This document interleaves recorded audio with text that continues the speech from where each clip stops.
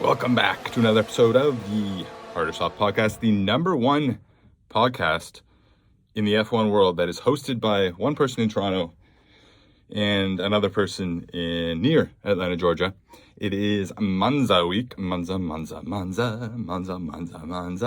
One of the fastest, one of the best weeks on the calendar.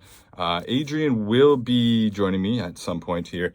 He's sort of traveling a little bit this week, but I'm going to get him to hop in to do our previews.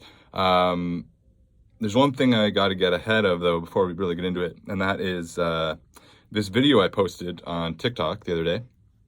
Carlos Sainz is a real one for this. When asked ahead of the Dutch GP a question about Lewis Hamilton, Carlos replied, "It is an honor to be able to race with one of the greats and an 8-time world champion."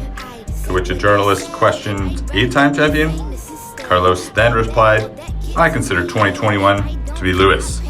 And as a Lewis fan, I love to hear it. It's pretty much common sense that Lewis was robbed of the 2021 finale and given to Max.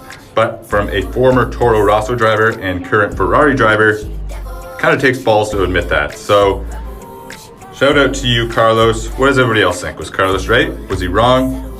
Didn't need to say it. Glad that he said it. Sound off in the comments below. The video is doing quite well. It's got 23,000 views on TikTok, a couple thousand on YouTube. Now, the only one problem with it, I got duped. Not real. Not a real story. Completely made up. But I fell for it. Views are views, I guess. But that's the story behind that one. So, sorry, mea culpa on that one. But it happens to the best of us, the worst of us, the rest of us. What are you going to do? So, that's that. The big news today, as I'm recording it, is Thursday afternoon. I woke up to the good news that I made sure to double, triple, quadruple check that it was real this time. Lewis Hamilton has signed an extension with Mercedes to go through to the end of the 2025 season. That means this season plus 2 more with Lewis at Mercedes. They also threw in that George Russell had his contract extended an extra year, so he also will be up at the end of 2025. No financial terms disclosed as of yet. I don't believe I've seen that. If it's out there, I apologize. We'll get to that next week. But yeah, I mean, pretty good news, obviously, for Mercedes fans like myself, especially the Lewis news.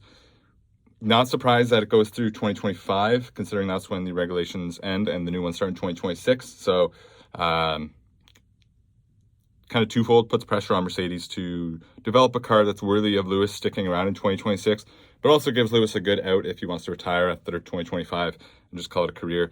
So, yeah, good news. It's kind of the least surprising news we've heard in a while, but just nice to have it finally out there and confirmed that Lewis will be in the paddock for at least the end of this year and 2 more seasons. So, good news. That's applause all around. Applause.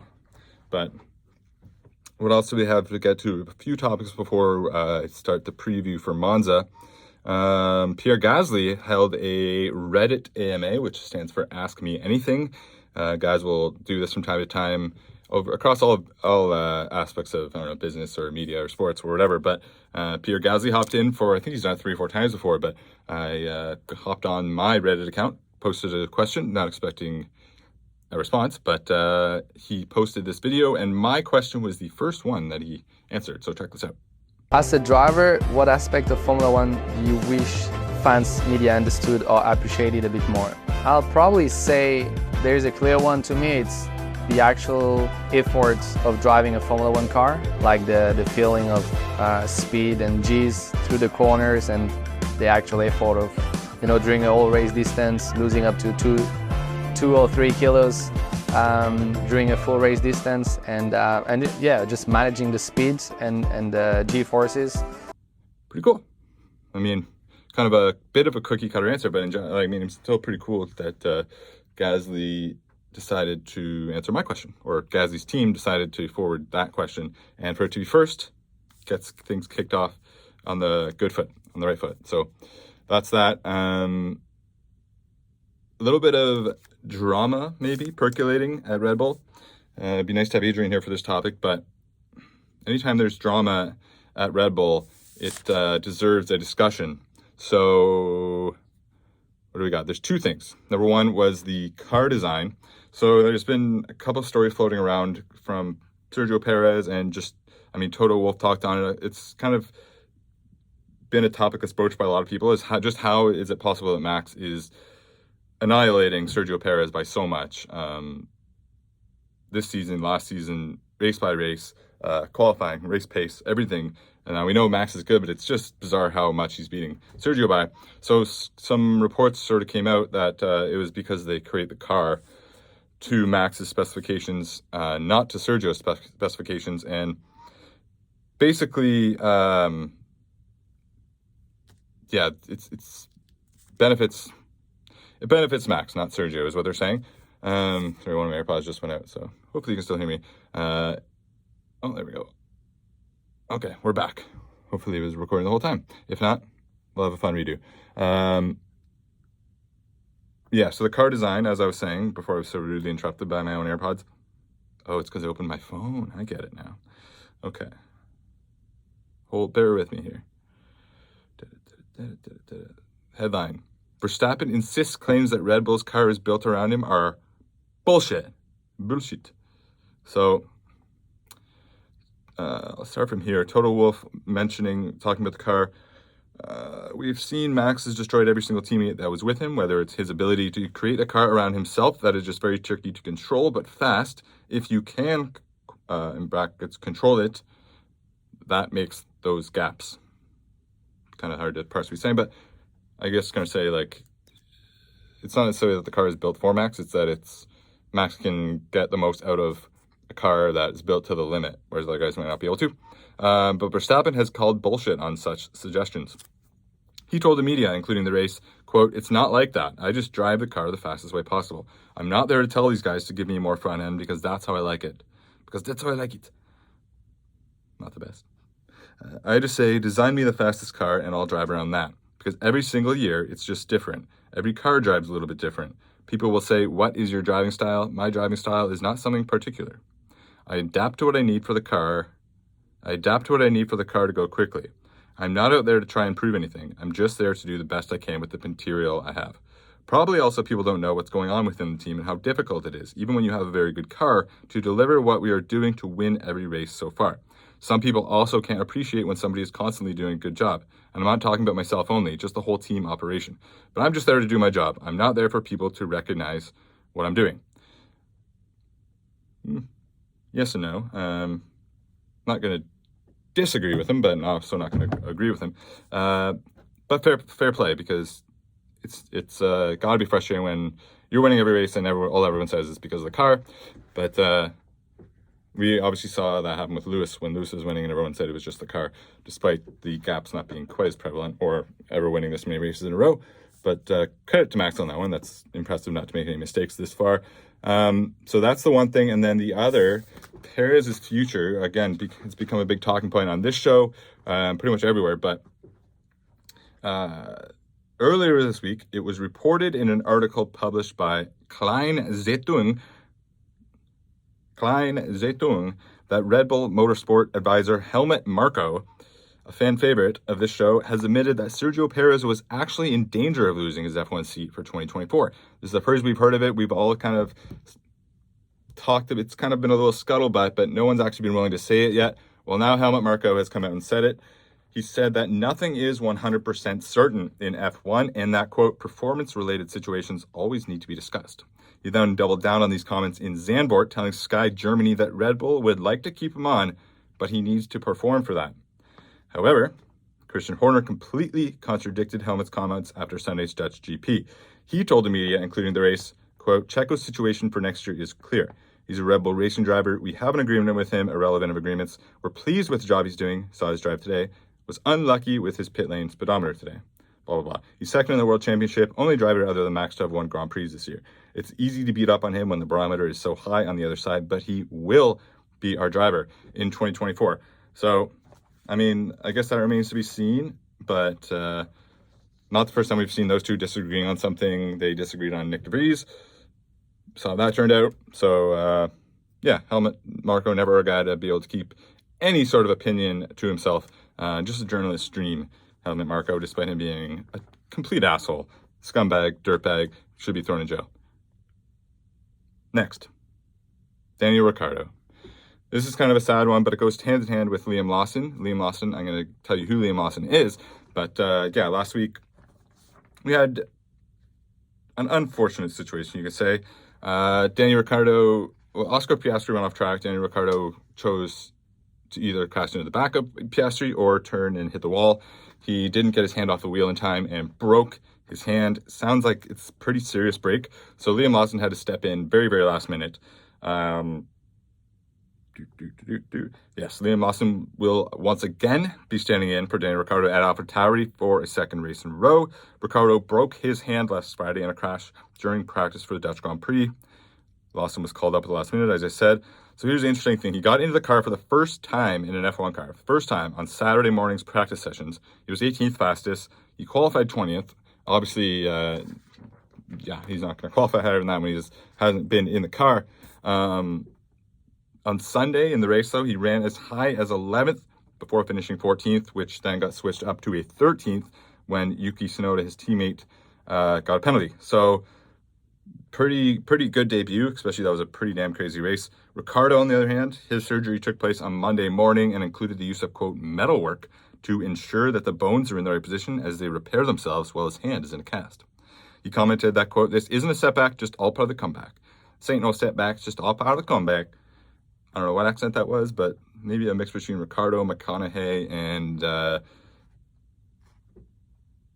slightly R-worded farmer. Red Bull team principal Christian Horner said Ricciardo, quote, "had several screws and a plate fitted during his surgery. It went well. It was successful because the bone was broke in multiple places, but it was a fairly straightforward procedure. So now it's all about recovery." He says, "For a normal human being like me, that would be a couple months. For a Grand Prix driver, it's often much shorter." So apparently Daniel Ricciardo will be aiming to return to Formula One at the Singapore Grand Prix in 3 weeks' time, so 2.5 weeks' time. Horner also added that Lawson had driven well in his debut in difficult circumstances, having not driven the car until the rain-affected final practice session on Saturday. The poor guy, quote, "the poor guy getting dropped in a car he's never driven, wet, dry conditions, everything being thrown at him. I actually think he did pretty well to finish a race like that in itself. With the lack of experience that he has, I thought in very difficult circumstances, he applied himself very well." So if you're wondering who Liam Lawson is, pull up his Wikipedia here. Some deep research that I did. Liam Lawson, born February 11th, 2002. So that makes this kid 21 years old. He was born in Hastings, New Zealand. He is a New Zealand motor racing driver, currently competing in Formula One for Scuderia AlphaTauri and Super Formula Championship with Team Mugen. Lawson, who is mentored by 3-time New Zealand Grand Prix winner Ken Smith, previously competed for the Carlin team in the FIA Formula 2 Championship, where he finished third in 2022. He is a previous Toyota Racing Series champion and member of the Red Bull Junior team. In 2021, he also raced for the Red Bull AF course team in the Deutsche Tourenwagen Masters, partnering Alex Albon, narrowly missing out on the championship in the last round. So, good junior career, pretty, this year in Super Formula Championship, 7 starts, 3 wins, 3 podiums, 3 fastest laps. So yeah, talented young kid on the rise. I mean, him and Theo Pourchaire seem to be the next up, kind of, if you were to pick that kind of thing. So yeah, it's a good chance for him. I'm very unfortunate for Danny, obviously. Hopefully he can, it seems like his season is going to be, like, if he were to have come back in an effort to replace Checo for next year, it seems like that's going to be put on hold. But hey, we'll see. You never know. We'll have with that. Yeah, one more quick thing. I guess this is on the topic of Monza, but a little bit of a roundabout. Max is going for his 10th straight win, a record that he equaled last week with his 9th. Sebastian Vettel had the previous record, along with another guy, I'm forgetting his name right now, but Vettel's was like an uninterrupted, the only one to be uninterrupted. Like, there was no breaks or anything, just 9 straight. So Max can beat that this week. Pierre Gasly had some little bit of interesting comments on it. Pierre Gasly believes that Monza, obviously this week's track, the fastest track on the calendar, will not be an ideal venue for the undefeated team of 2023. So here's hoping. He said, I quote, I think this weekend is actually probably the trickiest one for Max. It's Monza. It's a very different track. You're on very low drag. Quite a lot of incidents can happen at a turn one, as we've seen when Max's car landed on top of Lewis's head and Max didn't take any blame for it. You have a massive game with DRS, so if someone is fast enough to stick to your DRS the whole race, they could get a chance. I'll be surprised if he pulls like a 30-second lead like he can do on some other tracks. But Verstappen, on the other hand, doesn't see any reason why Monza should present any particular challenges for Red Bull, saying, ain't no stoppin' Verstappen. He didn't say that. Quote, people are allowed to wish for these kind of things, but I think it's going to be a good track for us, end quote. Verstappen has previously said his car was more competitive on permanent circuits than street tracks. He expects the race after the Italian Grand Prix on the Marina Bay street course in Singapore could actually provide more of a challenge for him than Monza. So, yeah, that remains to be seen. But I think anyone at number one is expecting Max to clean up and win once again this weekend. Now we can get on to the Italian GP preview and predictions. Adrian's going to hop on soon here. The weather. The weather has been a big topic of discussion the last, pretty much, I think, since Miami. So Formula One is set for its first all-dry weekend of track action since May's Miami Grand Prix. There we go. With the trip to Monza for the Italian Grand Prix. Each of the last 8 rounds have seen at least one session in which the track was wet. That can be good, but it also can be quite bad. This week, we also are a return of the alternative tire allocation. Listen up. I had this a few weeks ago. So at the Hungarian Grand Prix, F1 experimented with a novel new regulation aimed to reduce tire waste, blah, blah, blah, blah, blah. Essentially, they have less tires for the week, and they have to... Each round of qualifying will again have specific tire restriction. In Q1, all drivers must run on hard tires. Those who get to Q2 run on mediums. Then the top 10 drivers making it to the shootout for pole will be allowed to go out on softs. So, I don't know, mixed reviews on it last time. I thought it worked out really well. It ended up being one of the closest and exciting qualifying sessions of the season in Hungary. So whether that was due to just a tight track in terms of times or the tires having an impact on that, who knows? They always were just running the same sets of, like they were all running softs before, but now it's sort of like... there's no you're running on old softs, you're running on new softs kind of gap. So I don't know. We'll see. It doesn't hurt to give it a shot, all in the name of saving environmental stuff, I guess. I don't know. But as long as it's interesting. That's all I really care about. In terms of the times, we've got Friday morning practice 1, 7:30, practice 2, 11 a.m. This is Eastern Standard Time. Practice 3, Saturday morning, 6:30 a.m. Qualifying 10 a.m. to 11 a.m. on Saturday. And then the race, 9 a.m. So this is the final, I believe this is the final of the European tracks. Final of the European tracks. So enjoy it while we can. Make sure I didn't miss anything here. No, okay, I'll keep going. So Monza, a little bit of info about Monza. I'm going to actually tell you a little bit about the history in a second, but it's a 53-lap race, circuit length 5.793 kilometers, race distance 306.72. The lap record was set in 2004 by Rubens Barrichello, 121.046. A little bit interesting here. So when was the track built, you ask? Well, it was constructed in just 110 days in 1922. The Autodromo Nazionale Monza was the world's third purpose-built racetrack, coming after Brooklands in the UK and Indianapolis in the US. There you go, Adrian.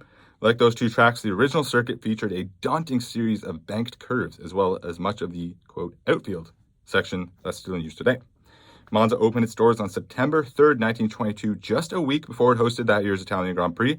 It was then part of the original Formula One calendar in 1950 and has held the Italian Grand Prix every year bar one since. So yeah, we all know it's a fast track. It used to have, it's cool, I saw a picture of when they were originally building the track. It had these huge banked turns. Now they kind of use it to race each other, like running up the hill to race each other. Somebody was going up of that this week. So in terms of, the track, cars are on full throttle for 80% of the lap and hit their VMAX. They hit their VMAX on the circuit's 1.1 kilometer start-finish straight. From there, they roar off into the historic park section, where a series of big stops into tight chicanes give the brakes a good workout. So that's kind of the race. Interesting. It's, I guess, one of the top 3 oldest tracks of all time. Extremely fast track. We all know that. So it'll be supposed to be, as I said, dry and hot, a little bit of wind. So should make for an exciting race weekend. Hopefully what Pierre Gasly has said will come true. It would be kind of cool if Max's streak stopped now, just in terms of keeping him on pace with Sebastian Vettel. Definitely like Vettel. Don't love Max so much. Yeah, I guess in terms of predictions, my prediction this week is that just because the Red Bull's so fast, I mean, obviously Max, we mentioned it last week, we're just going to pick Max to win every week. But in terms of the rest of the podium, I do think Mercedes should have a good show this week.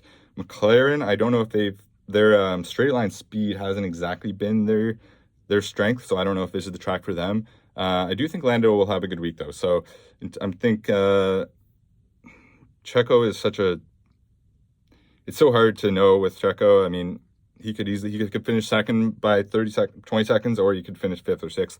I'm going to say Max, Lewis, Lando, and then Alonso and Perez rounding out the top 5. That is my selection. Oh, I believe Adrian has just popped in. Yeah, there he is. Adrian, where are you? I'm outside. I'm not in my room. Coming to you live from my backyard. You can peep a little badminton net there. Yeah, I just figure I'm in my room so much, might as well just get a little fresh air, I'm not really going into the sunlight because I'd be overexposed. And obviously once that light refocuses, you see all these blemishes. So right in the shadows with a little bit of light behind me, I think that's a good backdrop. But I think mostly I'm just going to be giving you guys my predictions. Obviously Max matched the all-time win streak record with his previous Red Bull driver, Sebastian Vettel. Just stumbling over my words today. But yeah, he matched his previous record by Sebastian Vettel and now has 9 race wins in a row. So I know he's just aching to get that 10th win. But a lot of experts are saying that this is going to be Max's toughest win just because 2 teams specifically look really, really good here. Obviously, Ferrari, they benefit from long straights. Monza's a very long straight heavy course. And then the surprise team is Williams. Williams are apparently supposed to be amazing this week. And judging by their surprise performance from the Netherlands last weekend, I would not be surprised because they've just been absolutely killing it, specifically Albon. So hopefully Logan's able to sort of pick himself up from the little bit of mistakes that happened with the team, or whether it was himself. I know it was a brake line issue that caused him to DNF, but hopefully he's just able to dust off his cowboy boots and get back in there and get some points. Need the home country, the United States, to get some points. I mean, look how beautiful this is. It's trees. That's what America is. Trees and parking lots, baby. Hoorah. But yes, I'm very excited. Obviously, I might be out of town. I'm still going to be watching every single race and practice and qualifying. I'm going to be watching it all. I'm going to be live tweeting, so make sure you follow us at Hardersoft F1. Gosh, yeah, I do think Max is still going to win. I just think this season specifically, there's just really no stopping him. I think it's a possibility that he's going to win the rest of these races this season, and that Red Bull are going to just have a complete dominating season and just win every single race. Obviously, I hope that's not the case, but I think it's what's going to happen. Now, as far as podium goes, Sergio Perez, I don't know. He was not very refreshed after the summer break. Came back from after the summer break to the Netherlands and just, I mean, P7, he qualified poorly. He finished behind a Williams. He's just not doing good. I think he's on his way out, whether it's at the end of this year or in 2024. We're going to have to find out, but I don't see him getting a podium. I'm going to say some wild shit. I'm going to say Max wins and we're going to have a Ferrari podium. I'm going to say Leclerc. It could be Sainz. It'll probably be Leclerc. And then behind him, gosh, I really think Williams are going to do well, but I just don't see a podium. I don't think that's a possibility. So I'm going to go with a McLaren, and I'm going to say Oscar, just because I like Oscar more than Lando. Even though Lando is obviously a great driver, totally possible. But yeah, those are my predictions. We're going to get Max as the W, then followed by Leclerc and Lando. All right. Well, thank you, Adrian, from your backyard. That was some lovely words. Interesting to say Williams. I didn't expect to hear that, but I guess I have in fast. Albon should have a good week. Looking forward to that. Yeah, I think that's pretty much it. I will be going live just like I did last weekend after the checkered flag to do kind of a quick race recap. I'm not expecting Adrian to be able to hop onto that, but you never know. You have to tune in to find out. Yeah, obviously go Lewis. F1 is off next week, but we will be back for another episode. We're cranking out clips on YouTube and TikTok, so please just join us there. Yeah, everyone, enjoy a speedy, hopefully dry, exciting, fun Monza weekend. Lots to look out for, whether it's the record setting or something different. But yeah, thanks for Adrian for popping on while he's preparing for vacation. And yeah, we'll talk to you Sunday, Monday, Tuesday, whatever day you want to watch the next video. Bye-bye.